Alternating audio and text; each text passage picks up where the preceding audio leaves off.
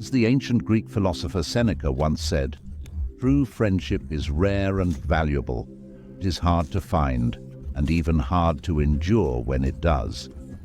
What about fake friends? They are everywhere. They can do a lot of damage. In this video, we are going to explore the 7 things that fake friends do and how to identify and deal with them effectively, using the insights of ancient Stoicism. So whether you're looking for ways to strengthen your real friendships or simply want to avoid fake ones, this is the video for you. Stay tuned. So, let's dive in. Point number 1. They only talk about themselves. As the ancient Greek philosopher Seneca once said, "Relationship without conversation is not a relationship at all." Good friend is someone who wants to get to know you, learn about you, and care about your well-being. But if you're hanging out with someone who only ever talks about themselves, it's a clear sign they are not a true friend. Imagine you are sitting with a friend, eager to share details about your life and interests. Yet every time you try to add to the conversation, they redirect it back to themselves.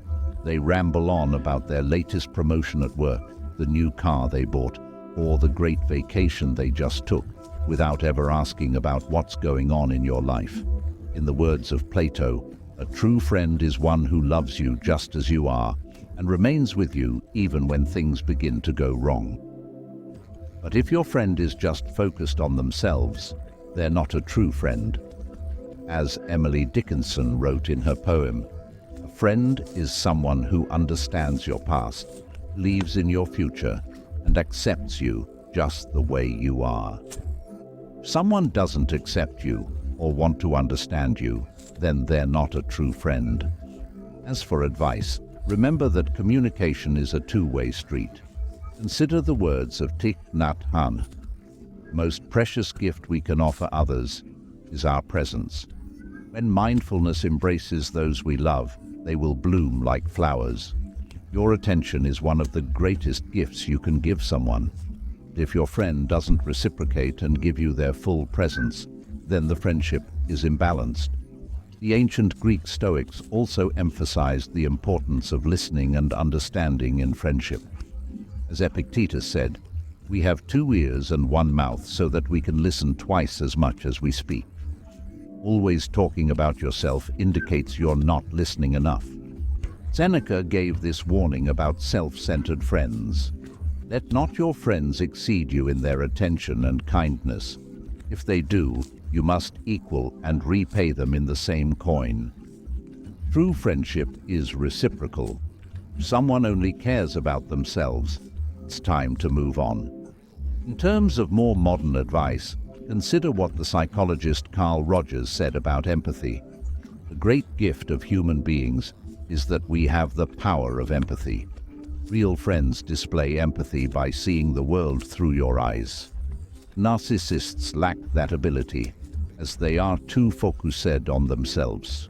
The poet Khalil Gibran also spoke to the importance of friendship as a reciprocal relationship.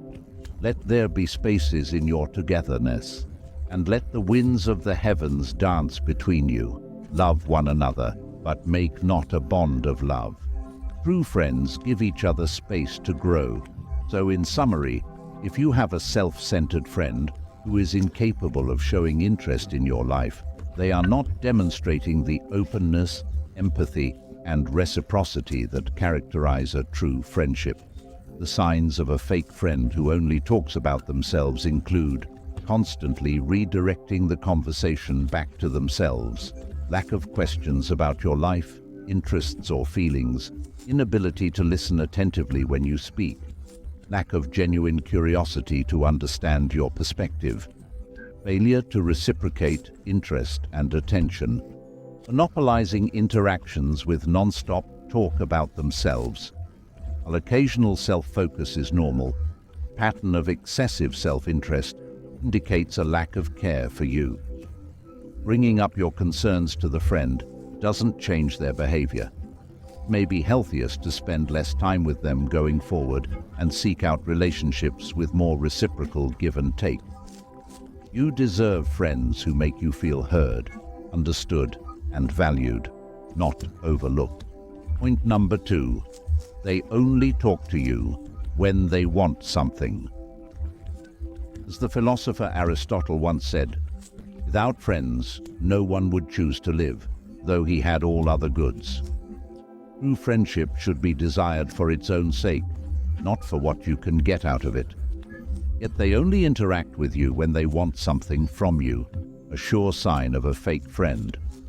Imagine a person who never calls just to see how you're doing, but as soon as they need help moving, or a ride to the airport, or a loan to help with rent, they're suddenly in touch asking for favors. It leaves you feeling used. Khalil Gibran wrote, "Your friend is your needs answered." Is this self-serving friend really answering your needs? Probably not. In the wise words of Confucius, everything has beauty, but not everyone sees it. While a real friend sees beauty in your personality, a fake friend only sees the beauty of how you can benefit them. They don't appreciate you for you. So, how do you spot these fake, opportunistic friends? As the philosopher Francis Bacon advised, masks have but two uses. Either they conceal or they reveal. Pay attention when your friend's mask of caring slips to reveal their real selfish motives. Some signs include only contacting you when they need something, never initiating contact just to catch up, avoiding hanging out unless they want a favor, pattern of taking more than giving in the friendship, dropping out of touch again when their request has been fulfilled. Ralph Waldo Emerson gave good counsel when he wrote, "The only way to have a friend is to be one." Friendship is a two-way street.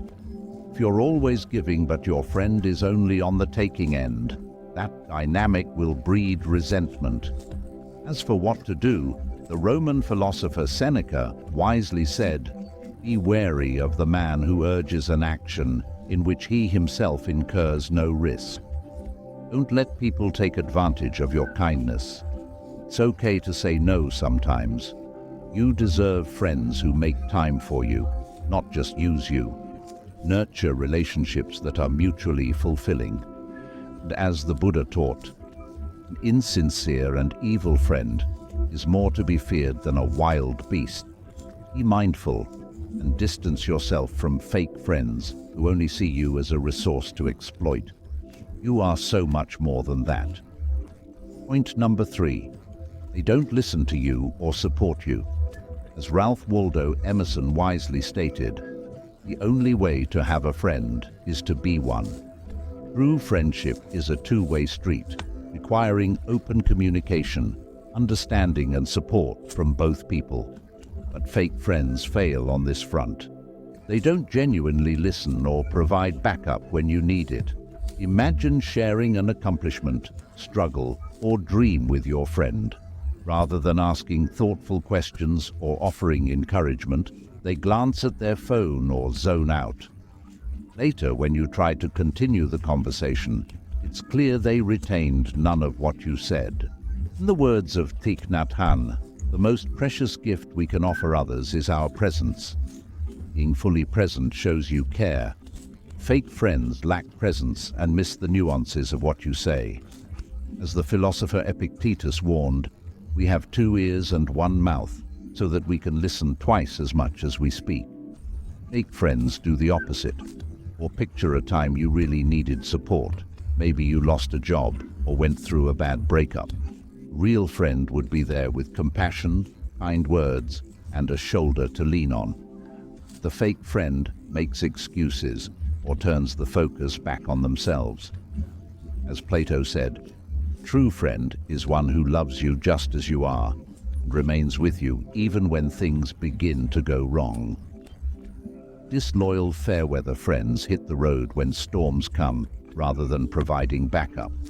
Signs of fake friends who don't truly listen or support you include lack of follow-up questions when you share something, inability to recall details about your life, quickly redirecting the conversation to be about them, checking phones or zoning out when you speak, offering superficial responses rather than depth empathy, flaking when you need them most, making your struggles about them instead. The ancient Roman philosopher Seneca wisely stated that wherever there is a human being, there is an opportunity for kindness. But fake friends miss opportunities to display true kindness, empathy, and presence. Going forward, nurture friendships that are mutually supportive and be willing to have compassionate conversations to address any imbalance. As Aristotle said, wishing to be friends is quick work, but friendship is a slow, ripening fruit. Invest in relationships that nurture growth and prune the rest. You deserve to have friends who truly care. Point number 4, they never introduce you to their other friends. An integral part of true friendship is being welcomed into each other's social circles. As Aristotle stated, the ideal friend is a separate person with their own unique identity. Real friends should want you to meet and get to know the other important people in their lives. But with fake friends, that openness is missing. Imagine having a friend for years, yet never meeting any of their other friends. You hear them reference their social groups, but you're never included. No invitations to join them, no introductions at parties.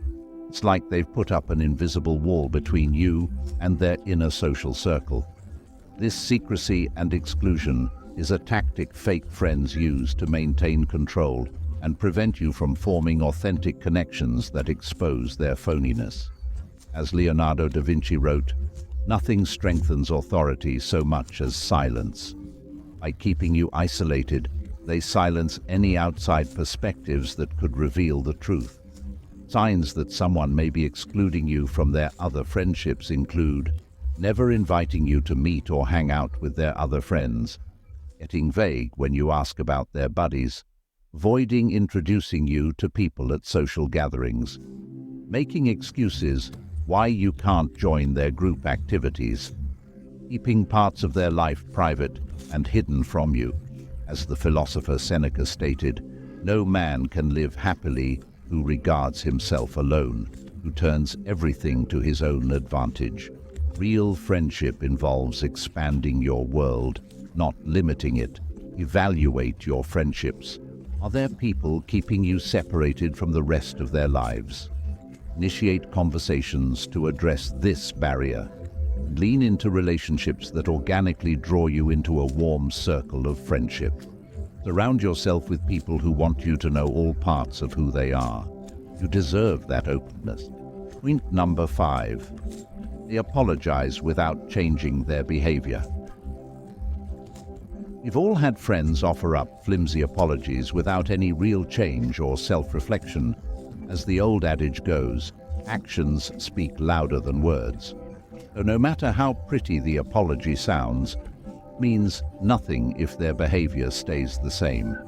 For example, imagine a friend frequently cancels plans at the last minute. They apologize profusely each time, swearing it won't happen again. Then it does, over and over. Or maybe a friend borrows money but never pays you back on time. They say sorry for the late repayment, but continue the pattern. These types of apologies without meaningful change are a hallmark of fake friends. As the philosopher Seneca stated, "Path to wisdom begins with repentance. True repentance requires remorse, reflection, and concerted effort to act differently going forward." Signs that someone is offering empty apologies include apologizing frequently for the same behaviors, not taking steps to correct the issue, reverting back to old habits shortly after apologizing, apologizing in a casual, insincere manner, refusing to acknowledge the real impact of their actions. True friends will demonstrate authentic regret and consistency between their words and future actions. As Confucius stated, "Sincerity is the way of heaven. The attainment of sincerity is the way of men." Don't accept superficial apologies from friends unwilling to do the work to earn back trust. You deserve more than empty words. Actions matter most. Surround yourself with friends who live the change they promise. Point number 6. They only talk about their problems. It's natural for friends to share difficulties they face and seek support. But in unhealthy friendships, the sharing goes only one way. Imagine you always listen and empathize when a friend vents about their job, relationship stress, family issues, etc. Yet somehow the conversation never swings back around to focus on your life. This lopsided dynamic reveals a lack of true reciprocity in the friendship. As the Roman philosopher Seneca wisely stated, "Wherever there is a human being, there is an opportunity for kindness." But self-absorbed friends miss opportunities to display kindness by never shifting the focus off themselves. Signs of a self-centered friend who only discusses their own problems include monopolizing interactions by non-stop venting about themselves, never asking about your challenges or offering support in return, unable to sustain a conversation about anything besides their issues, reframing topics to redirect back to themselves, displaying little interest in your needs and perspective. While we all need to vent at times, true friendship involves balance, compassion, and speaking as well as listening. As Plato stated, "Be kind, for everyone you meet is fighting a harder battle." Real friends remember this and make space to uplift each other during battles. Evaluate your friendships. Are they reciprocal, or do they always center one person's struggles? Initiate open communication to create more balance, and lean into relationships where you take turns providing a caring ear, advice, and reassurance. You deserve support as well as to support others. Point number 7. They are competitive with you. While a bit of friendly competition can energize a friendship, constantly competing reveals an unhealthy dynamic. Real friends want the best for each other and celebrate mutual success. Fake friends view relationships as zero-sum games where only one person can win. Has a friend ever resented or belittled your accomplishments? Do they seem jealous when good things happen to you? That competitive streak often stems from underlying insecurity. As Aristotle stated, "He who cannot be a good follower cannot be a good leader." Confident people don't feel threatened by their friends' victories. Signs that a friend is being competitive with you include downplaying your achievements and successes, making snide remarks when you share good news, pointing out how they are better than you at certain things, making everything into a competition between the two of you, getting jealous when you are recognized or rewarded. This constant comparison damages trust and self-esteem. As the philosopher Seneca said, "Most powerful is he who has himself in his own power." Secure people empower their friends instead of competing. Address signs of competitiveness directly and set boundaries if needed. As Plato wrote, "The measure of a man is what he does with power." Real friends want to lift you up, not dominate you down. Seek out relationships that bring mutual growth, not resentment.